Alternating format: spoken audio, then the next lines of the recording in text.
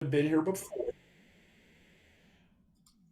those of you that have been here before know that we formed this group kind of as a expansion to technical tips that the club likes to do.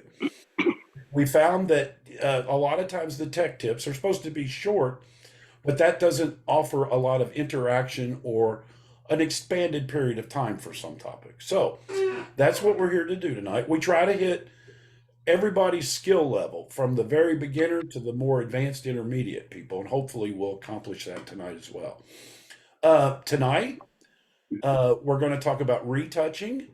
And just so everybody knows, retouching in the context of what we're going to talk about tonight is pretty much editing with our special guest, Amy Fender, a special emphasis on portraiture.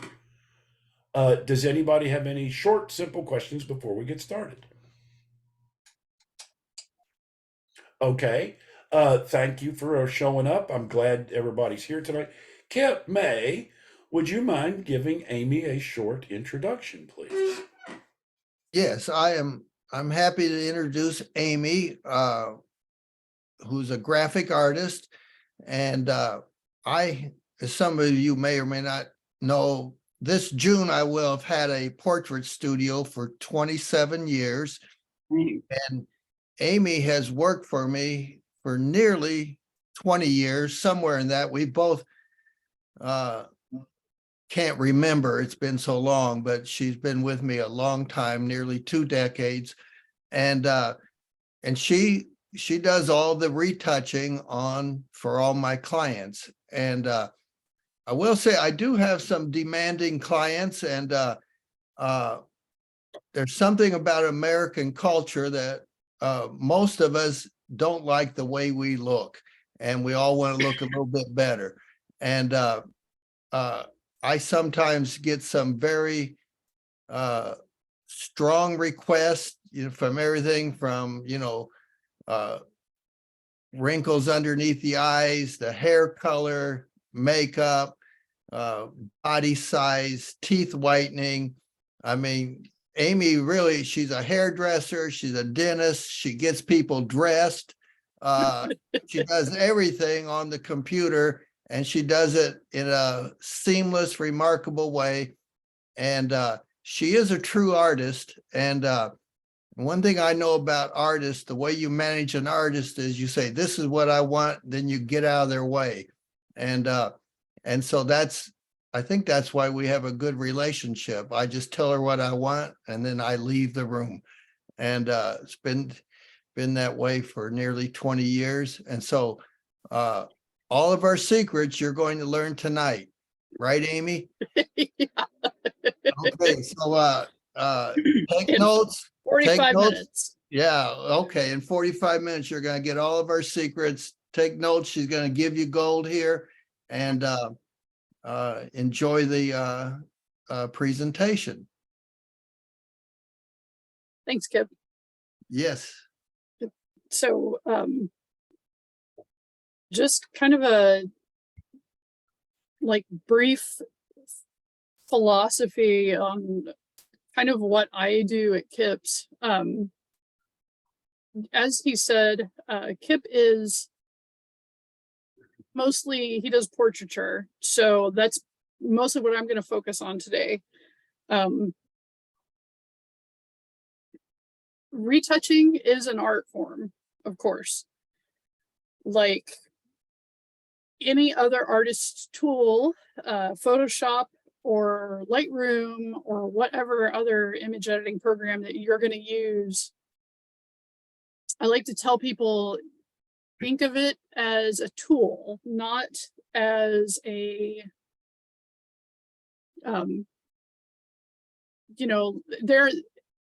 use it the way you're going to use it. If somebody tells you, oh, you're using it incorrectly, I don't like that mindset. Use it the way you're going to use it. It's a tool and it's art. So, the way I'm going to show you is how I use it in order to do Kip's work. So just keep that in mind. Your style isn't going to be Kip's style. But this is just going to give you like some idea of, you know, some different techniques you might want to adapt to your own style. So what we try to do at the studio, you know, Kip is right. People, you know, people can be demanding and they want to look good, of course. But the other thing to keep in mind is that you don't want people to look, when you're doing portraiture, you don't want people to look fake or plastic. And what I try to tell, or at least what I try to keep in mind when I'm working on people's photos is I want them to look as good as they can naturally look. Okay, I don't want them to look like, I don't want someone to look at the photo and say, wow, that is an amazing retouching job. I want them to look at it and say, that's an amazing photograph of that person. You know, if you are going for, you know, an artistic style and you want somebody, then that's a different story, you know. But what I'm trying to do for Kip, because he's doing photographic portraiture, is I want it to look natural. And so a lot of the techniques that I'm going to show you are, I try to keep them more subtle rather than use really heavy-handed. The mistake that I see a lot of beginners make is they want to go in and they want to apply everything really heavy-handedly because they want, you know, they think, oh, well, I want it to look really good. You know, I want it to look really punchy.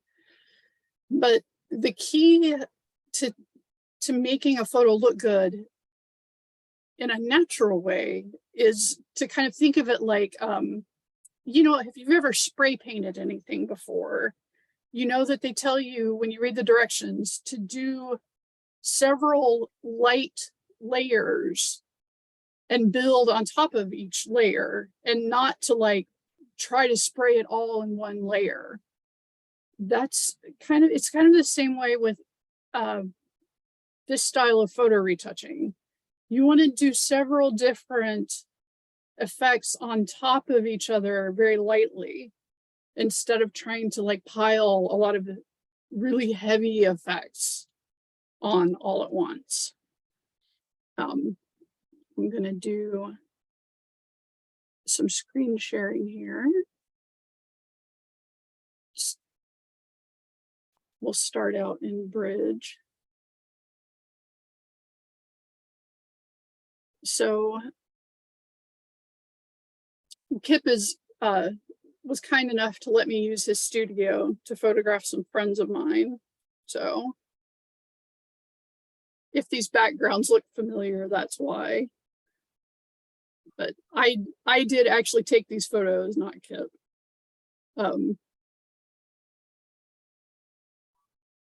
So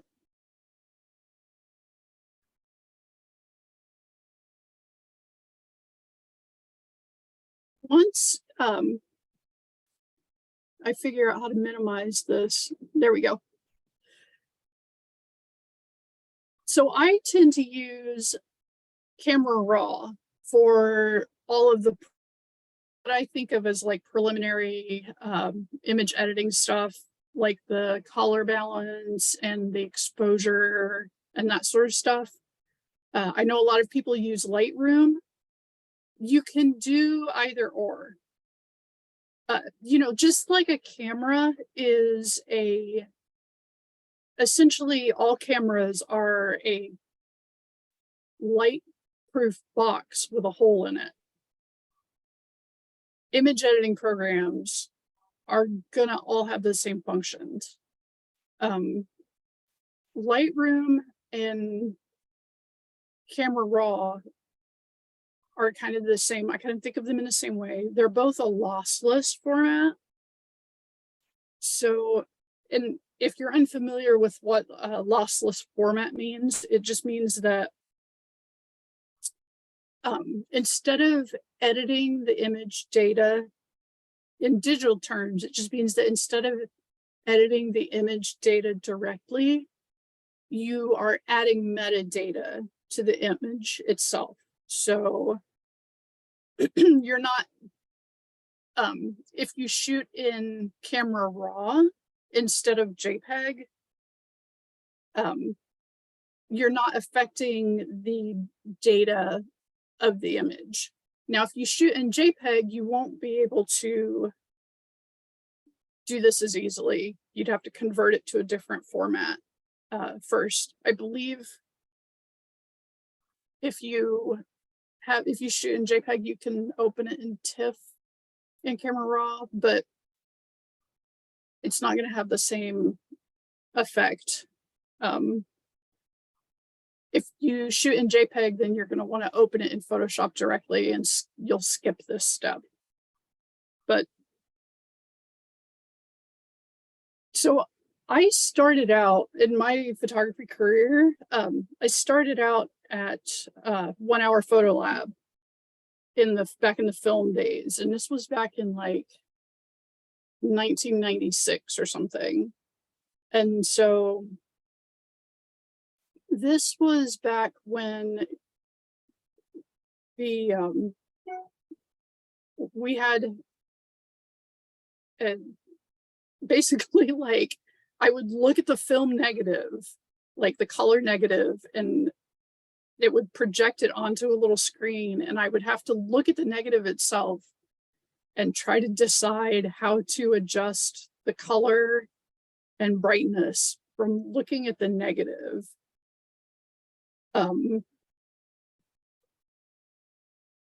And that was really hard. So I got really good at judging colors. And one of the first things that they taught me at that job was the brightness of your image is going to affect your color balance. And the opposite is also true. The color balance of your image is going to affect the brightness. And so the first thing when I go into an image, before I start adjusting the color or the tone or anything like that, the first thing that I always adjust is the exposure or the brightness. And so this picture, it looks a little cool to me when I look at it, and a little bit dark. And so I'm going to come in here and I'm just going to brighten it up a little bit. Yay. And already you can kind of see that makes his skin tone look a little, it improves his skin tone a little bit.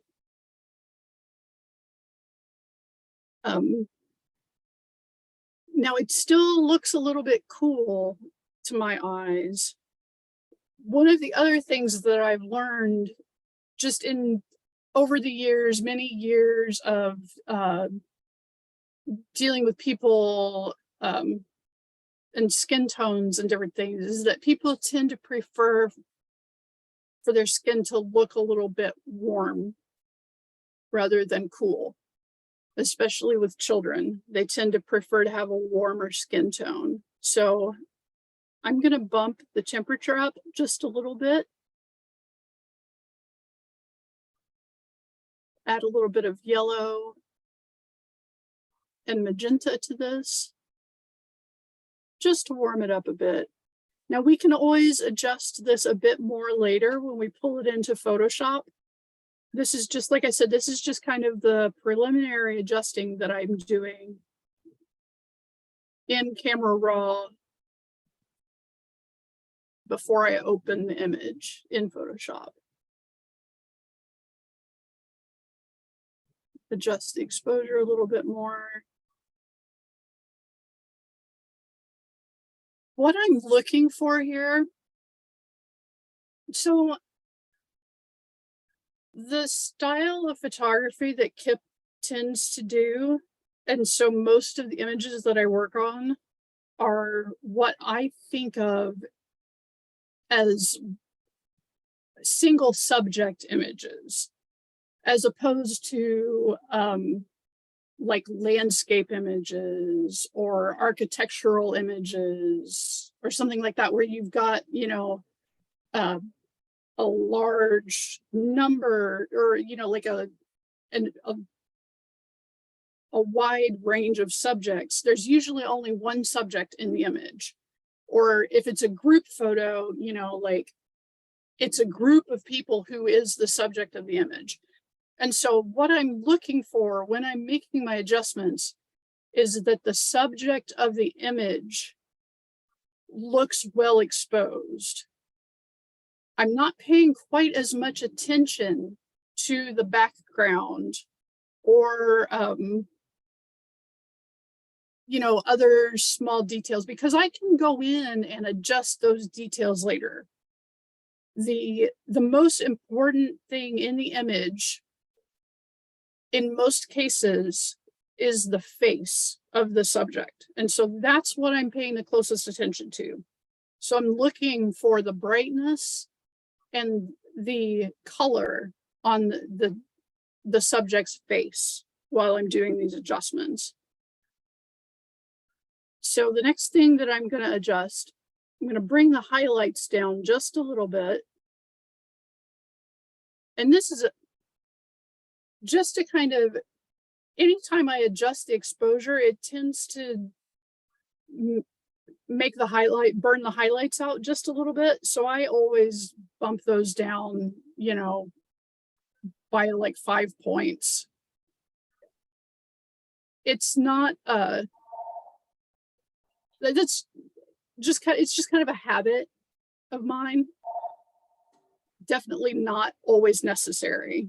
So then the next thing that I do is I want to bring, this image isn't very dark, so it's not entirely necessary. But the next thing that I try to do is I want to bring in some detail in the shadow areas.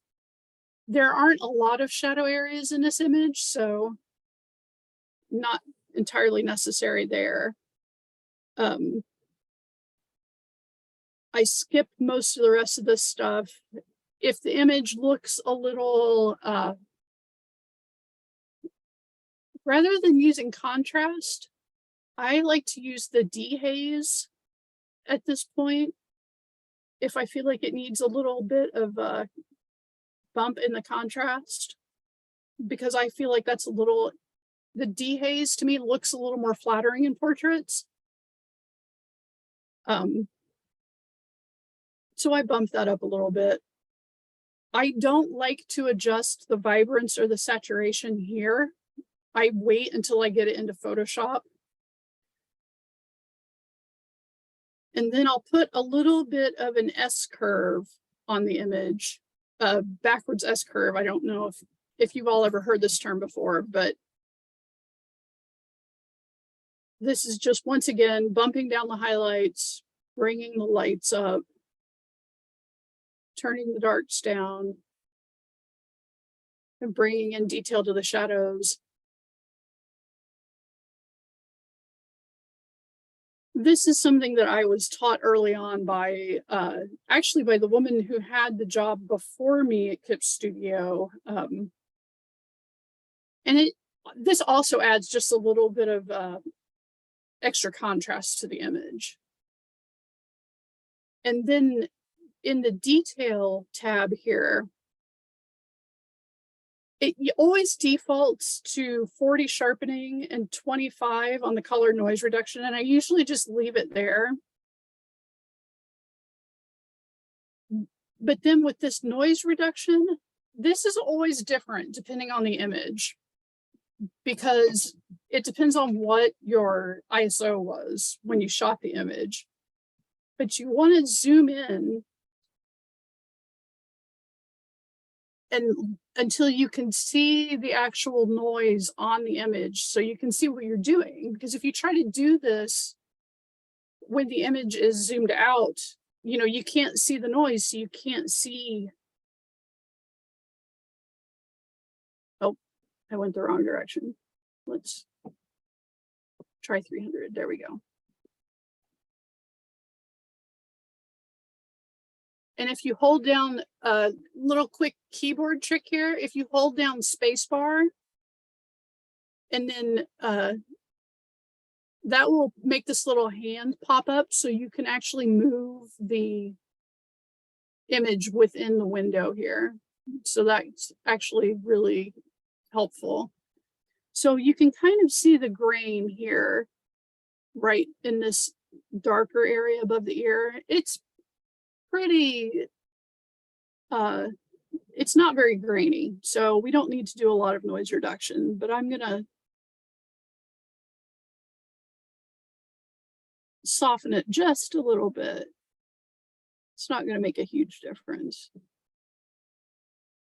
There we go. That's probably good. So now I'm gonna hit open. It's gonna open the image in Photoshop.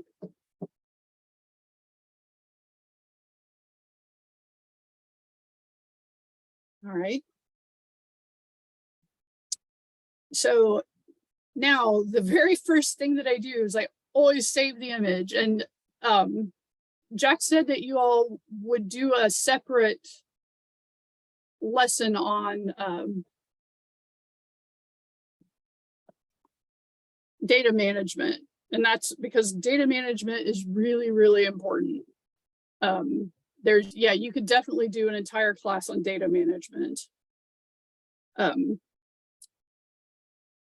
We always save our files. So at Kip Studio, I always save my working files as PSDs because PSD is a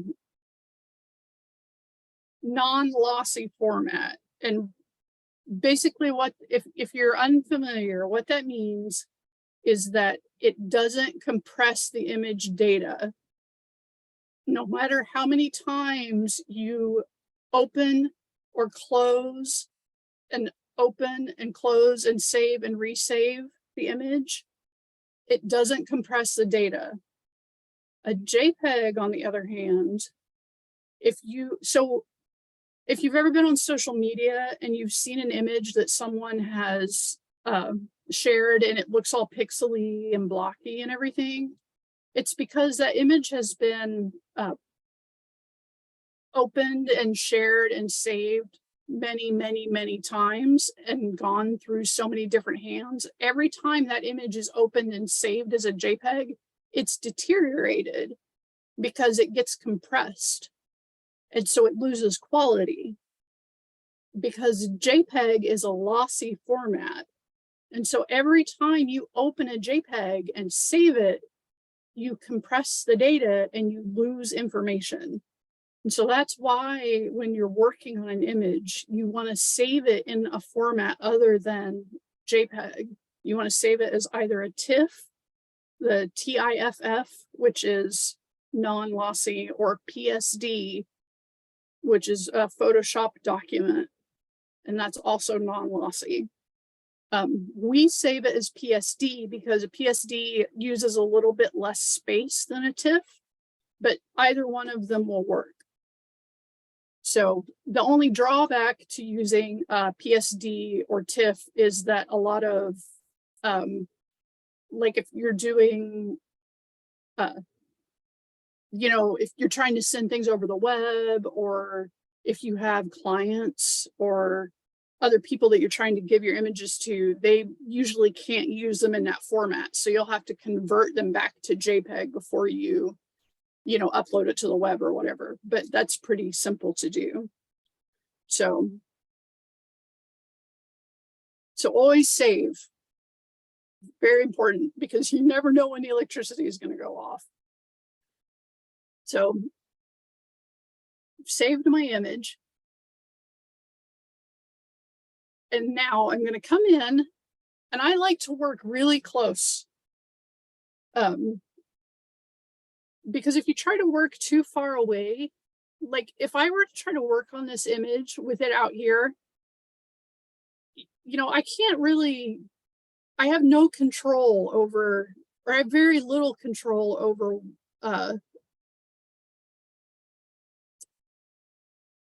sorry, things are running very slowly because of the Zoom meeting here. It's gonna Hey, take the Amy, this is Jack. yeah. Um, you're doing fantastic. Uh-huh.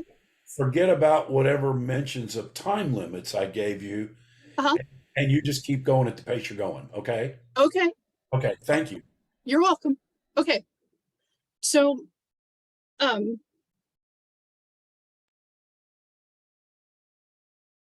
yeah, if I try to, if I try to do corrections out here, I'm gonna have a really hard time controlling what I'm doing because it's a very hard uh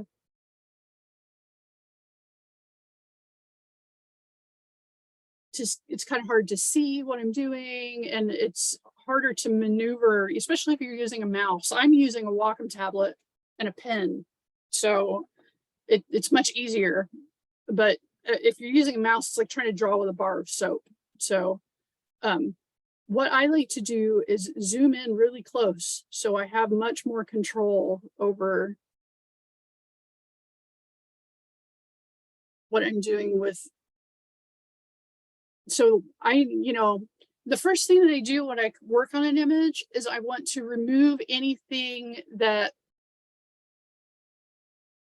is distracting to my eye or doesn't normally appear on the person's face. Like in this case, this little, dirt or whatever he's got on his face here. If he had pimples or whatever, we would take that off too. If he had freckles or like a scar, I would leave those because those are things that are always going to be on his face. If he had, like, let's say he had a scar and his parents requested I scar, then I would take it out. But if they don't specifically request that I remove it, then I don't. So for things like this, I use the healing brush because the healing brush is going to, yes, I know Photoshop. I didn't hit the right button first. Okay, come on.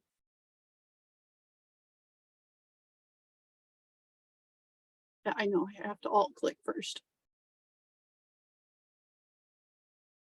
Right. So the healing brush is going to replicate the texture of the skin. The other option for doing corrections on this kind of stuff is the clone stamp. But what the clone stamp does is it takes an exact copy of whatever you're trying to sample, and it doesn't blend in as well. It tends to work better in areas like around edges, because if you're trying to use the healing stamp around an edge, that's going to blur it. Let's do this little spot on his nose here. Nose here.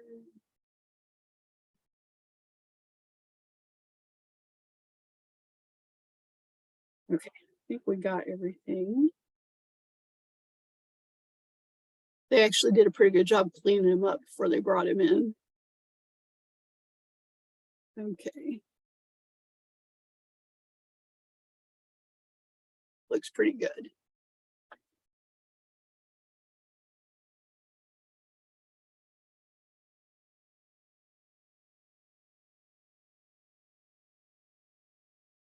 All right, so once I have all of the blemishes and all that kind of stuff removed, I'm gonna save real quick.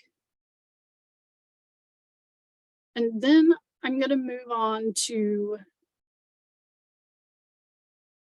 the shadows and highlights adjustment.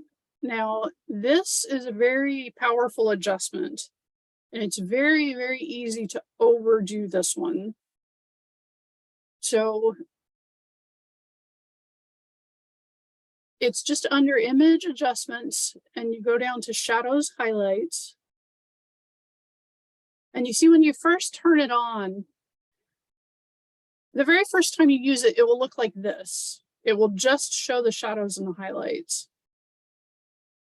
always click this show more options because I want to be able to adjust the tone and the radius on both of these.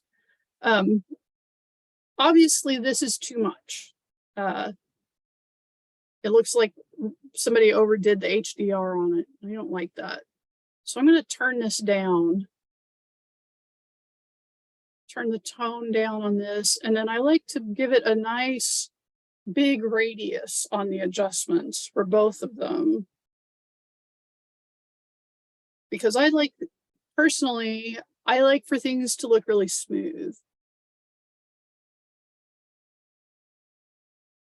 And basically what this adjustment does is it just kind of brings out, it really enhances the detail in the shadow and highlight areas. So, and I'll show you here in a minute, we'll go back in the history so you can kind of see the before and after. So this is after, this is what it looked like before. And that's what it looks like after. It's easier to see it in the darker areas, but it actually does bring out a lot of the detail in the brighter areas on his forehead and his neck as well. So once that's done, the next thing that I'm going to do is I'm going to use the dodge and burn technique that is in the handout that Jack posted. I actually have it written as an action here, but this is the exact same thing that is in the handout. It's basically just a 50% gray layer that you will use with the brush tool, and use the brush tool with your foreground color set to black to darken, or you can have your foreground color set to white to lighten areas. And I use this instead of the native dodge and burn that's included with Photoshop because it doesn't mess with the color as much. The dodge and burn included in Photoshop, I don't even remember where it is because I never, here it is. The ones included here, if you've ever used them before, they tend to really mess with the color of the, like if you have ever used, especially on skin tones, like they'll make people's skin look really, really orange, and it's not very flattering. This does a little bit, but it's not nearly as harsh as the native tools. So go in here and then set my opacity to around 20, I think. And then what I'm going to do, because his face is the subject of our image,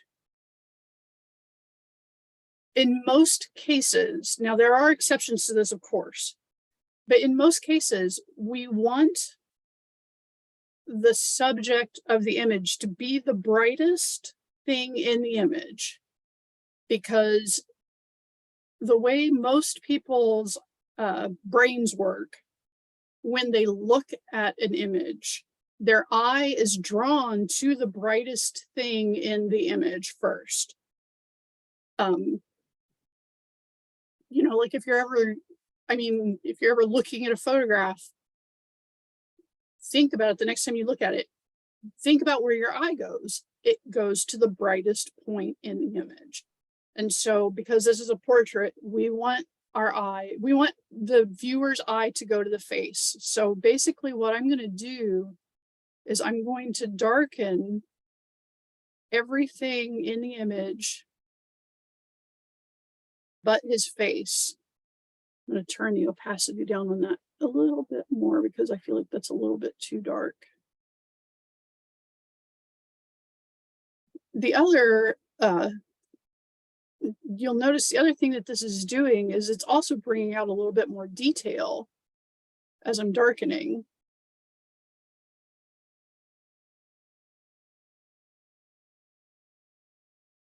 And it kind of enhances the colors a little bit. Like I said, it's not as destructive as the native dodge and burn tools in Photoshop.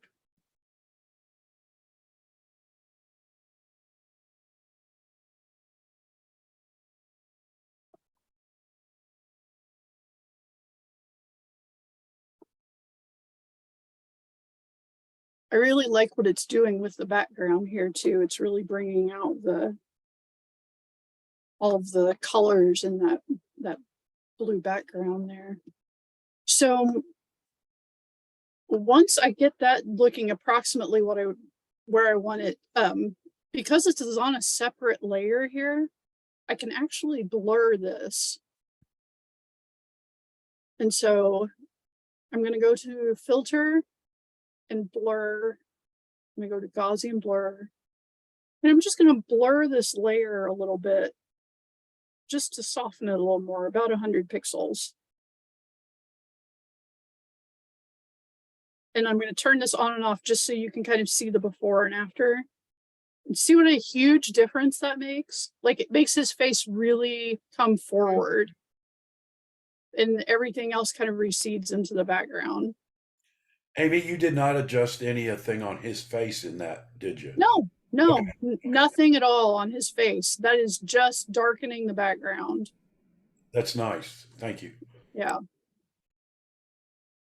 And so because I like how that looks, I'm going to flatten these because I don't like to have a lot of layers to have to keep track of. Sorry. Amy, may I ask you a question? Yeah. I noticed you used opacity and not flow. Is there a reason? What's the reason for that? I never know what to use. Oh, I always use opacity and never flow, just because that's what I'm comfortable using.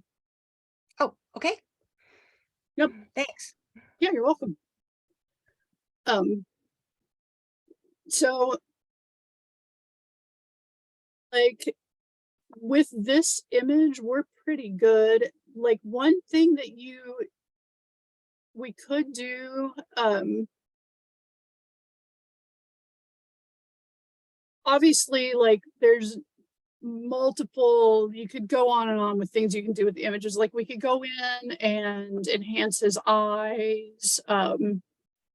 They're pretty intense already though. I don't really feel like they need any enhancement. But if we wanted to, if I were going to enhance his eyes, I would just use another dodge and burn layer and, you know, like maybe darken his pupils slightly.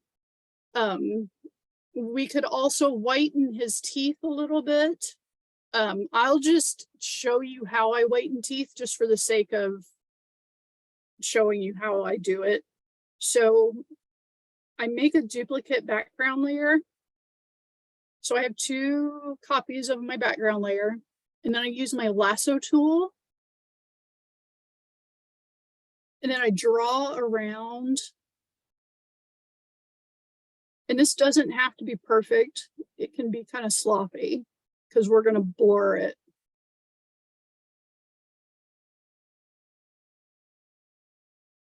I draw around all the teeth.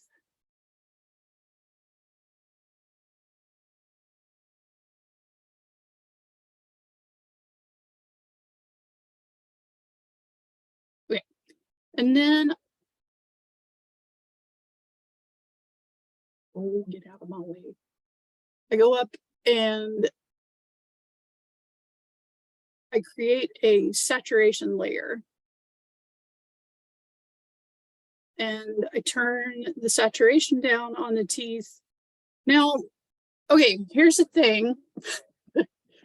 People's teeth, like people in America are obsessed with having white teeth, and it's ridiculous. Like this is what people look like if they had no color in their teeth.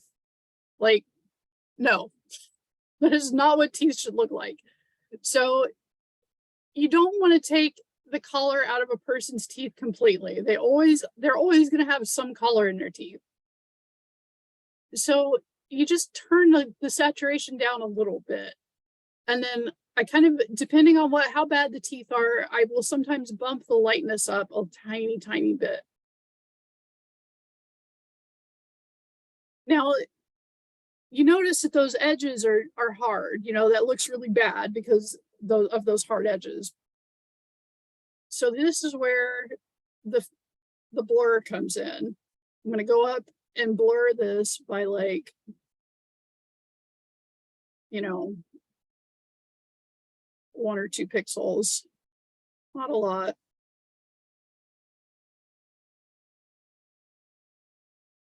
Maybe correct my mask a little bit because it's because I did it on an adjustment layer here. I can actually correct the mask with my paintbrush, which is good because it was being slow. There we go.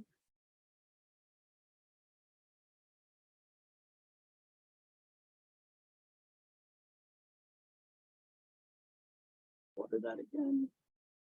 There we go. Okay. Now I'm going to flatten that into that layer. And then I'm going to do reselect.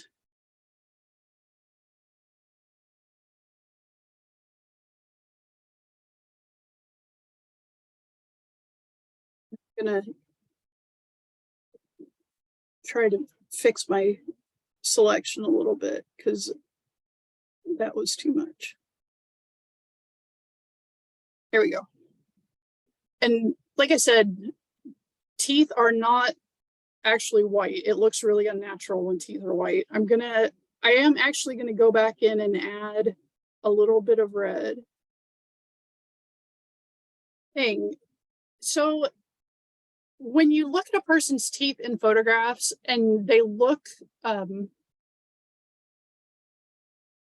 yellow or like they're unclean or whatever, most often it's not because they are not white. It's because not all of the teeth are the same color. It's because they are, you know, like they have different colors on them, like they have staining or whatever. And so what this technique is more about is about making the teeth all the same color rather than trying to make them white.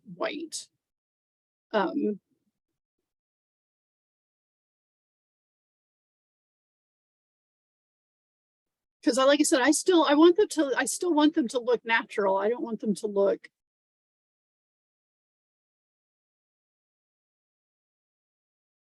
There we go. And then of course I want to blur that again because we don't want those hard edges. And then I'm going to merge that into my background layer. And so, like I said, and then I'm going to turn the opacity on that down just a little bit because I feel like even that was probably overkill because his teeth aren't bad. Just want to whiten them a little bit. There we go. Like I said, not too much, just enough, just a tiny, tiny bit. Slightly enhance the photograph.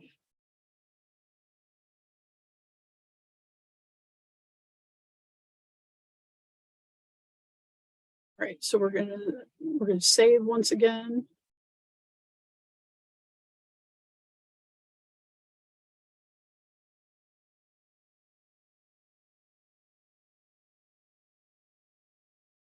Okay, now, once we've got all of that done, we're gonna crop. Cropping is a big deal because you can ridiculously improve an image by cropping, as you probably already know. Like you can take an image and make it look like a completely different image by cropping. And all this extra space around this kid's head.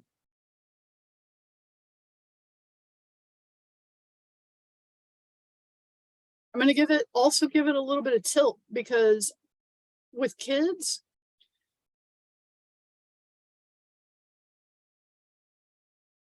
you know, you got to shoot them when their expression looks good and not necessarily when their pose looks good. And so I'm going to tilt him a little bit more here. And then I'll show you how I fill in little gaps like that on the image as well.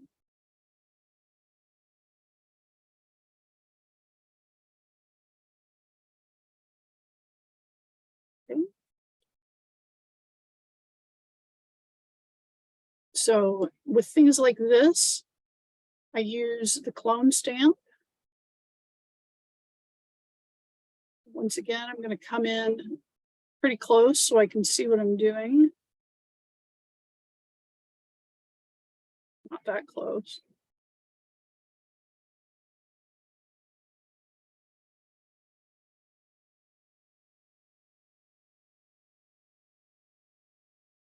So I'm going to use the healing stamp first, just to fill in that white space.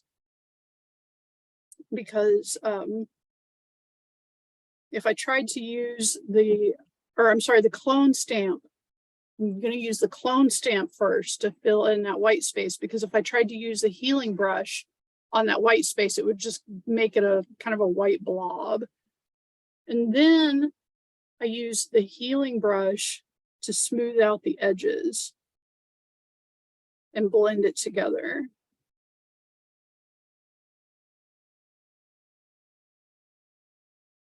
Just kind of use them in conjunction with one another.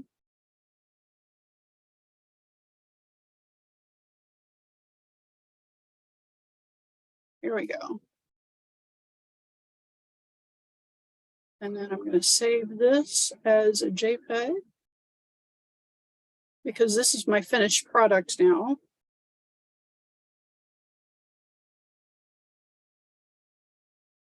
I feel like that is something that I could send to his parents. So let me turn my, clear my adjustments off of this. So basically we went from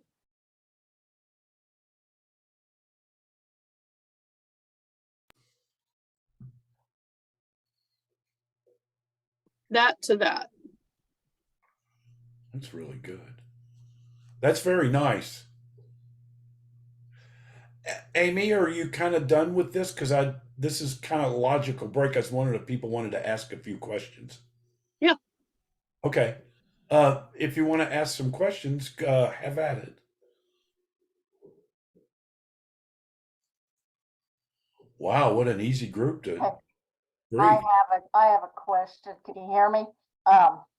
You know, you're talking about your gray layer that you use to, you know, to do your dodge and your burn. What's the difference between using soft light and overlay? I've used overlay. I've never tried the soft light. Overlay. I'll have to try that and see if it, yeah, I've never tried it. So I do find it kind of raises the contrast slightly, but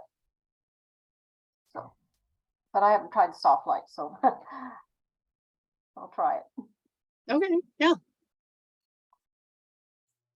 Yeah, Amy, do you use any kind of special monitor when you're viewing these for, you know, color correctness and stuff?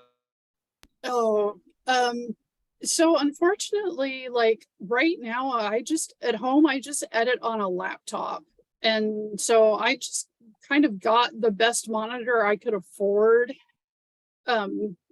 It's not the greatest, but it works. The one that I use at Kips is amazing. But honestly, like the best monitor that that's probably the best monitor I've ever used. But honestly, like when I used to use old CRT monitors, they were really, really good. I miss CRT monitors. But yeah, it's monitors. Finding a good monitor is hard. Hey, Amy, Huh? how long would you take on a photo like this? I know you took your time in explaining it to us, but was all of that a 5-minute process when you're doing it professionally and trying to work through things, or how much energy and time do you put into that? So on a single, if it's one person in an image, it usually takes me anywhere from 30 minutes to an hour. Just because of the nature of what I do. If it's a group image, it will sometimes take me 2 or 3 hours.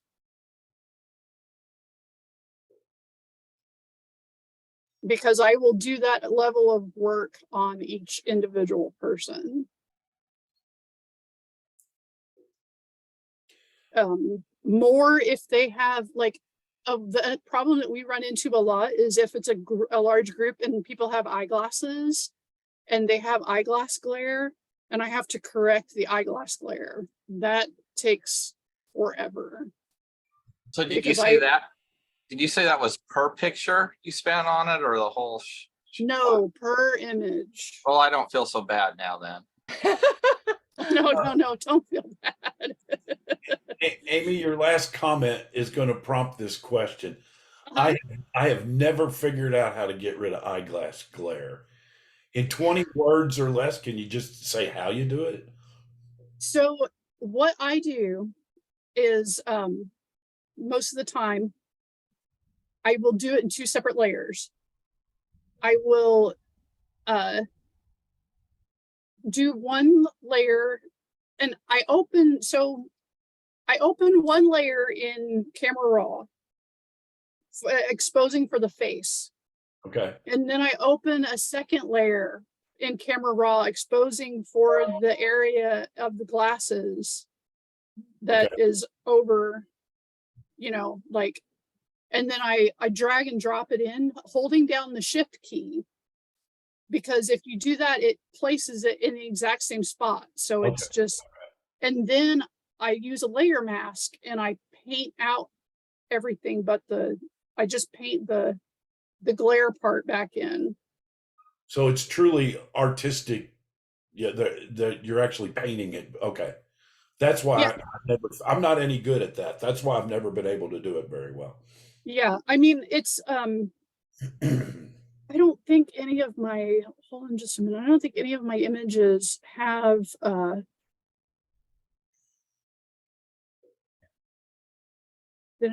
on just a sec. Yeah, he's got some glare here. Ah,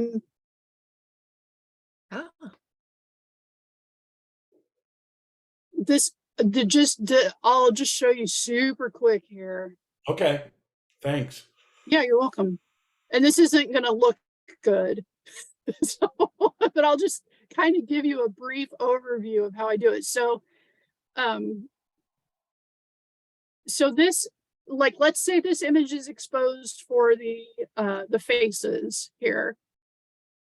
So I open that one up and then I'm going to go back in.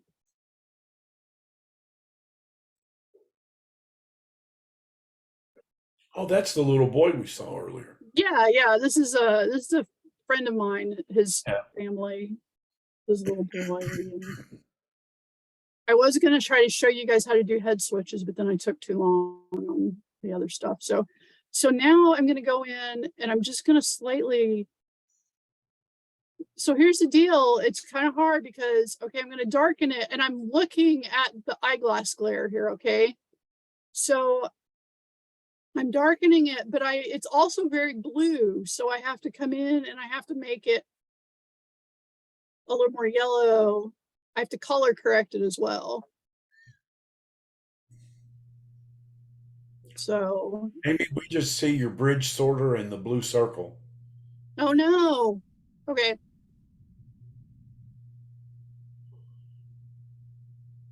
Share your whole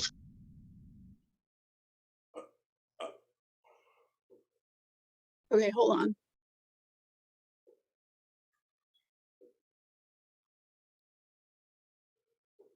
There we go. Can you see it now? Oh, there it is. Okay. Okay. Okay.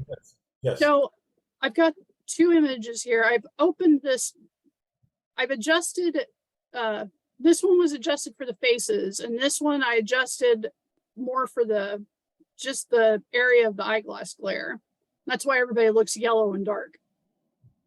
So I'm holding down the shift key. I'm going to drag and drop this image in on this one.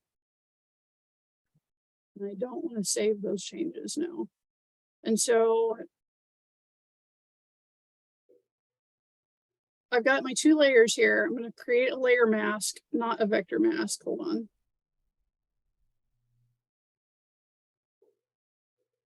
So I've got two layers here, and then I'm going to fill this with black because I don't want the whole thing. I just want the eyeglasses. I'm going to zoom in. And then I'm going to use my paintbrush.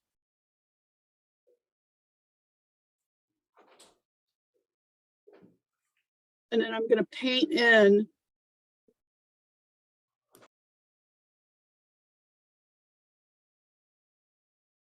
just the places where the eyeglass glare.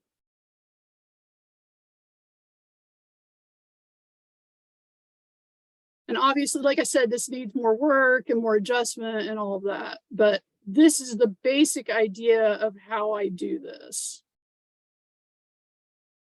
It's not perfect, but That would take a while to do all that. it does. It does. I mean, it looks really good, Yeah. but wow. Yeah. Thanks for showing that. Yeah, you're welcome. More questions? Any other questions? I've got one more. I noticed in Camera Raw you can do masking of like eyes, mouth, that kind of stuff. Have you ever tried doing it in there? No, just because of the nature of what I do. That's all like I said, that's all metadata stuff. And we're doing portrait work. And so I know that, excuse me, it's all going to the customer anyway. So I know the masking doesn't work that well. Amy, what about any kind of different techniques in retouching portraits of people of color? so give me a specific. Just a darker complected person. So in general,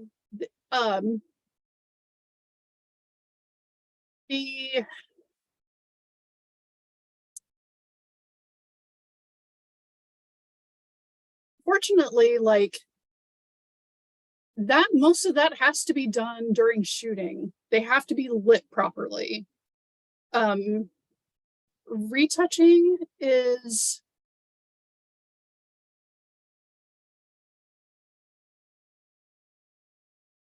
you can do a little bit on the retouching end and try to the thing that you want to avoid, and a lot of people, and I feel like it can be kind of a touchy subject.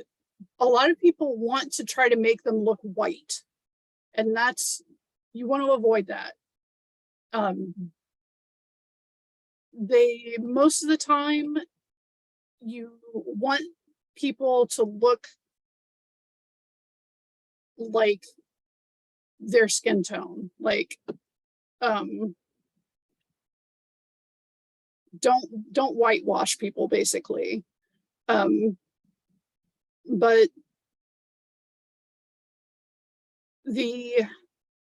I don't really have any specific retouching tips for people of color other than to like just avoid brightening their skin too much.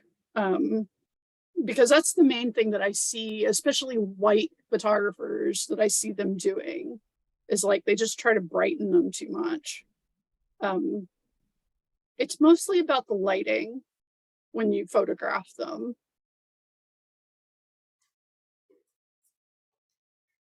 Thank you. Amy, approximately how long would it take you to demo the head swap thing?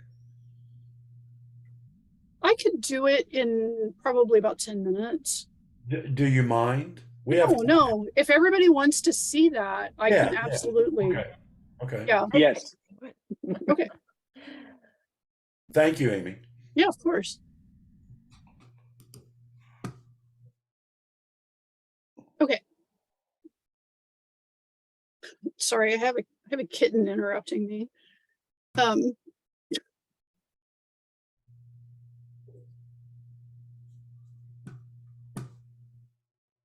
So this was the one I was going to use for the head swap. Let me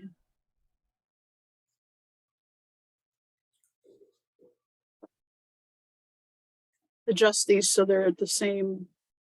No, let's close this. There we go. You can't have my pen. No. Glad to see I'm not the only one that talks to my computer. I'm talking to my cat, but I do talk to the computer as well. Oh, okay. Yeah. Talk to everything. There we go.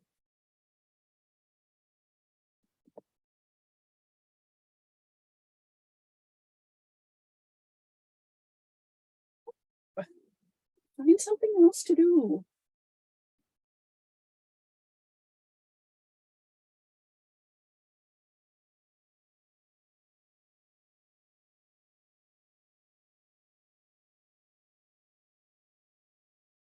Well, I said it would take 10 minutes, but I didn't figure in time for a computer being slow.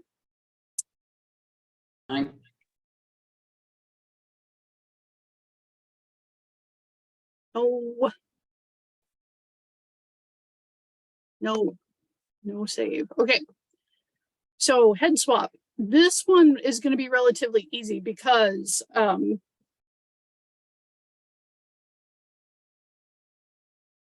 as you can see, so I was going to swap everybody looks good in this photo except for Nico.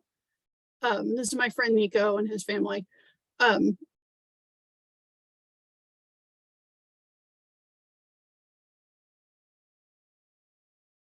When you're doing head swaps, try to make it easy on yourself and only do it in pictures where there's not a bunch of stuff behind the person's head, like in this one. Like if you've got a bunch of lines or trees or things like that, it makes it really hard because then you have to match all that stuff up. This one's pretty simple because there's nothing else behind his head. So the only thing that I really have to worry about lining up is like the collar of his shirt. So I'm going to take the head from this image and drag and drop it into this image. So the first thing I'm going to do is I'm going to use my lasso tool. I'm just going to draw around his head and I'm going to do the collar of his shirt as well. Even if I don't end up using the collar of the shirt, I like to have it in there just in case.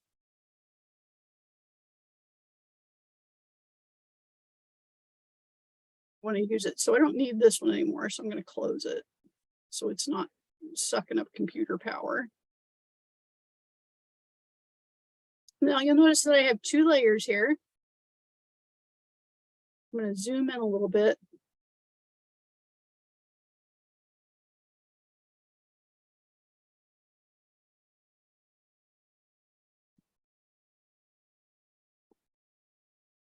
If we get really lucky, then these will just line up nicely. I can just move this one a little bit and I can get it to line up with the previous one and I won't have to do a whole lot of work. But usually we don't get that lucky. Now, sometimes it's easier to line them up if you turn the opacity down on the top layer, so you can really see where everything is. And then you can really line those two. I like to line clothing articles up, like in this case, the shirt collar. This is another reason for bringing in the extra, like the shirt collar. If it's just a head, then I will try to line up the eyeglasses. If they're wearing glasses, things like that. Okay, so it looks like I'm only going to be able to line up the back of the collar and not the front of the collar, and that's fine.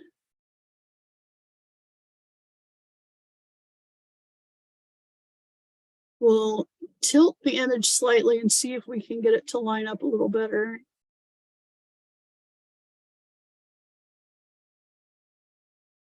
At this point, I'm just using the arrow keys to do like micro adjustments.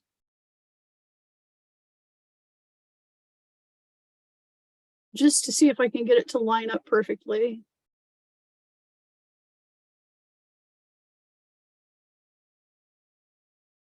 This would be super easy if his shirt didn't have a pattern on it, because then I could just pop it in there and you wouldn't know.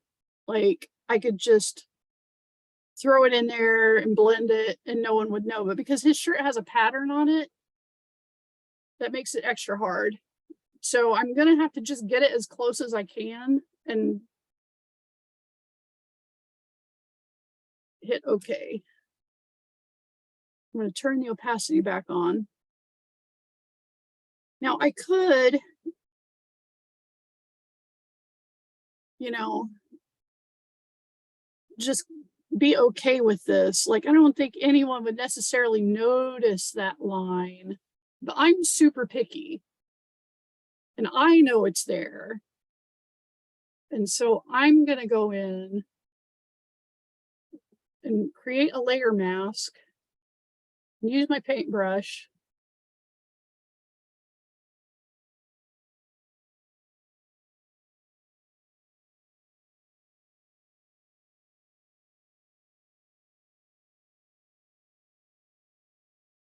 And paint out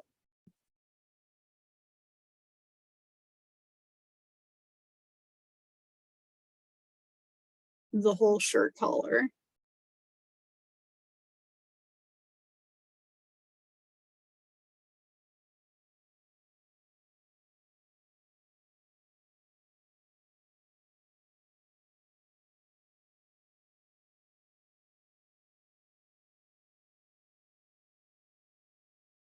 So Now you can, you're only painting out the edges and the collar, not the rest of the shirt.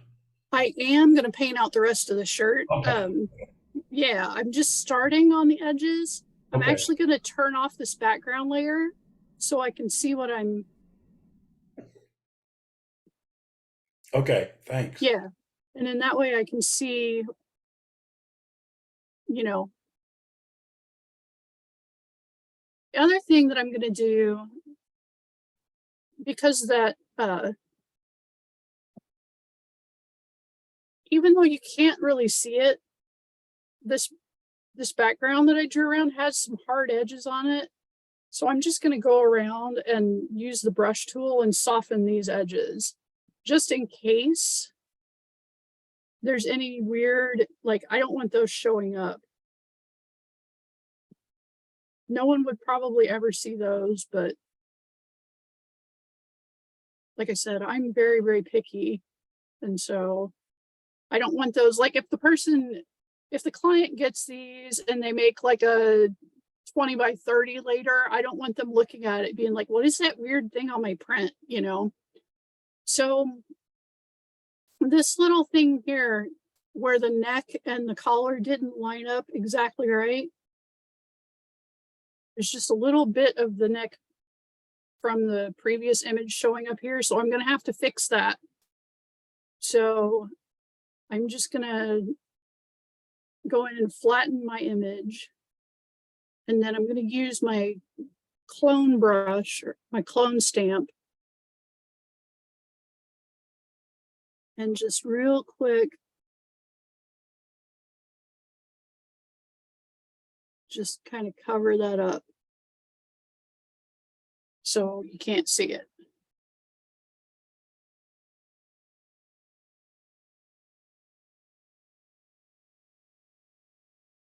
Too far. And there we go. Head switch. That was pretty amazing. That was amazing. You and it's really cool how you included the shirt to help match it up, but then once you got it where you wanted it, you took it out. Yeah. Okay. Yeah. I mean, it's just, I find that it's really important. Yeah. Thank you again. Any more questions for Amy tonight from anybody? No, I I'm think just Amy- amazed. I'm amazed at what she can do. Mhm. You're Yeah. amazing, You- Amy. Thank you. You did a great job. Thank you so much. Yes, really nice. That Lot of was knowledge. that was amazing. Yes, Thank you. I learned a lot. I don't know how Good much stuff. I'll remember, but it was, It's recorded. yeah, it is. That's Recorded. a good thing. I do have a question. Very interesting how you went so deep into all the options. Do you ever use the spot healing tool in raw ACR to remove blemishes? Nope. Okay. Is I that do use, very rarely I use the spot healing tool in Photoshop, but okay? Okay. If there's no more questions for Amy, thank you again, Amy. We really appreciate that. Just so everyone knows, I had solicited some photographs from people, and unfortunately, we're well, not unfortunately, because Amy did such a great job. I personally don't feel comfortable following what she did and showing what I did. However, however, Charlie, if you look in the online folder, there's a document I think that shows. Was it Angie, the name of one of the ladies? Yeah. And also Becca, yours is there, I think, and somebody else's. Anyway, rather than us try to follow what Amy did, I'm going to use my prerogative as the manager of this wonderful group, and I am going to ask Mr. Zolt LeVay if he wouldn't mind showing his retouching because he didn't pick a human face. Okay. Okay. Oh my gosh, wait, I didn't know we were supposed to retouch them. I thought Amy was gonna help us retouch them. Oh, well, I thought the same thing too. oh, Oh really? dear, Oh, yeah, okay. so Mike, Well, no. forget mine. Well, Let's go. okay. Well, No, we'll it's okay. Becca, you and I think exactly alike. We'll forget that. Zolt. Okay, great. Okay, well, I don't do very many portraits. So I'm not very good at doing those. But a couple of the pictures that were sent in by Cheryl were a couple of birds. And I have done birds. I don't do as many birds as some people do, but I'm not going to do a live demo. I'm going to Glasses either. I'm going to show kind of a before and after and talk about the things that I saw in the image that I thought could be changed, could be adjusted a little bit, and show the result, if that's okay with everybody. I can do a live thing if you want, but I'd rather not because I don't want to take too much time. Okay, so let me go ahead and share my screen.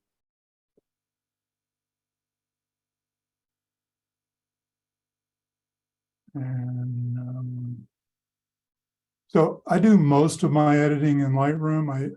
I do use Photoshop also for things that I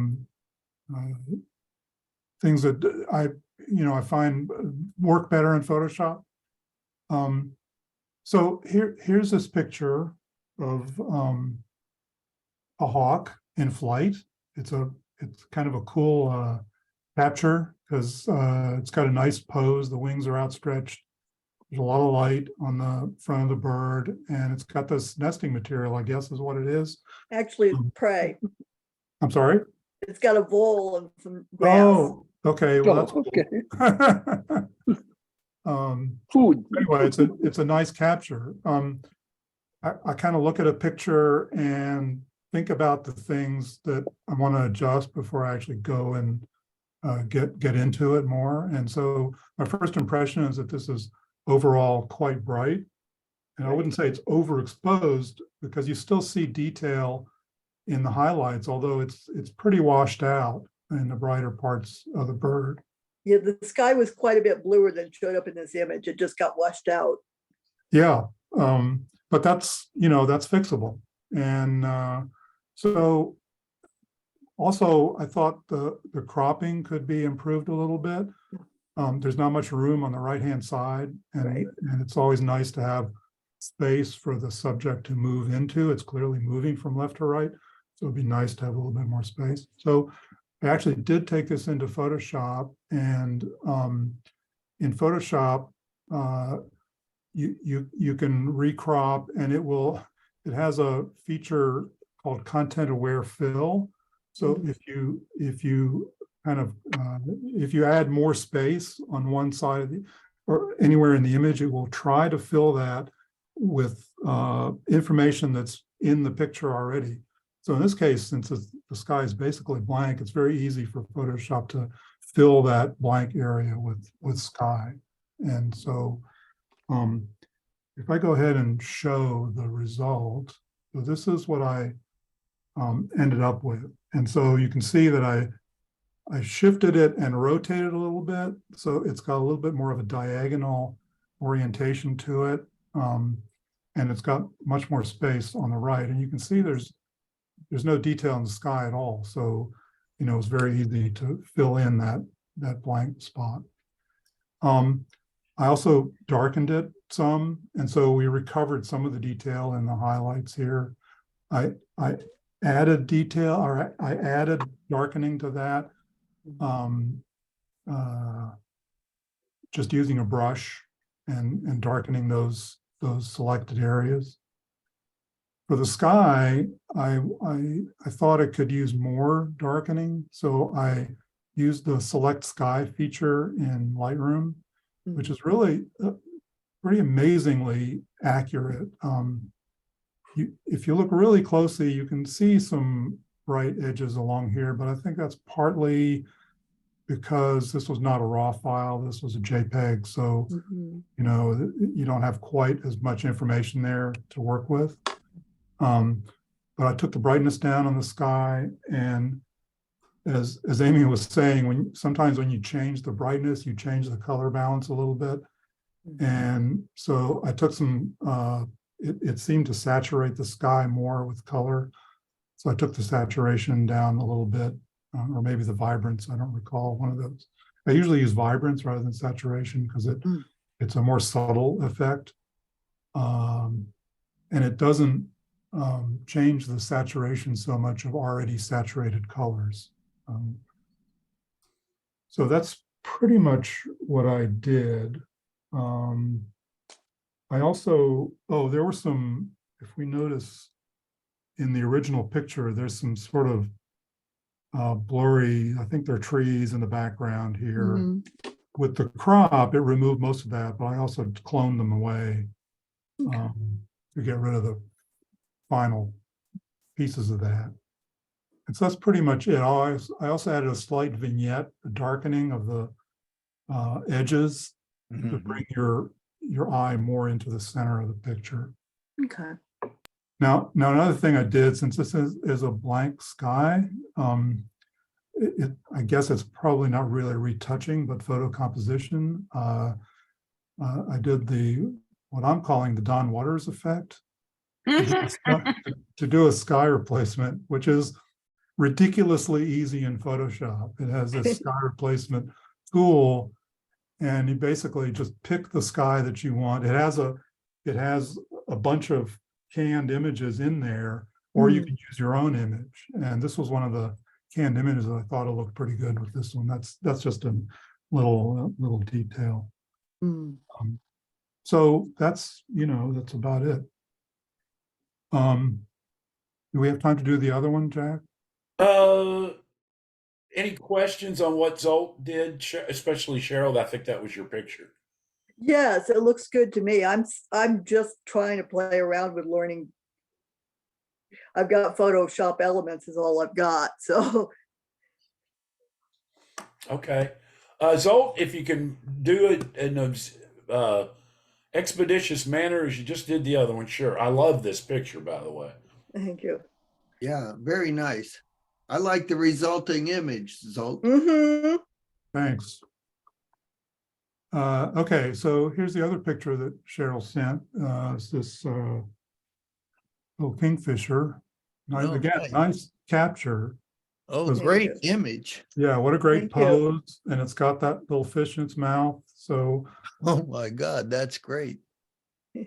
so again, sort of analyzing the image, I would say overall it's kind of dark, and I think this branch is kind of distracting. So and it's a little noisy in the background, especially with the detail in the bird. You don't really notice the noise so much, but in the background is a little noisy, and that to me is a little distracting. And there's some little distracting elements. So basically cropped, and again, cropping so that the subject is looking into the blank space of the picture rather than out of the frame, which is the way it is now. But if I crop out that branch, I want to keep it pretty much that way. And I brightened it up a little bit. You can, again, I do most of my adjustments in Lightroom, and it has some nice new features, and one of them is select the subject. So you just basically click on the subject, and it does a kind of an amazing job of actually selecting the subject and selecting it very accurately against the background. So even with these little feather details on the edges, it was very good at separating the subject from the background. And I could lighten the bird without lightening the background, which I think I didn't want to lighten the background because that would be more distracting. Right. So that's basically what I did, and this is the result. So Okay. now, unfortunately, again, since it wasn't a raw file, we kind of introduced some artifacts. The other kind of little details that I did, it had a specular highlight in the eye, which is always good with a wildlife subject. I actually moved that because I thought it was a little funny and it wasn't very bright. So I added a little spot. Again, this was in Photoshop. I added that little spot. And then there were some other distracting elements, little spots that I took out. There was a bright spot in the background, kind of behind the tail here that I out. And the background is a lot smoother. I reduced the noise in the background. And I think that's about it. Thank you. Sure. That's a great image. It is a nice capture, isn't it? Yes, Boy, it is. that's Yes. what an amazing bird, too. It was just way too dark for the camera, and I was like, oh, I wish it were brighter. And so Yeah. So Well, where did you take that picture? these were both taken at I can't think of the name of the park, the new park that's on the Beeline. really? Oh, That's- wow. I was thinking you traveled somewhere significant to Nope. get those. Nope. Yeah. Wow. Which yard park? Switchard. Yeah, thank you. Oh, Oh, switch. wow. Okay.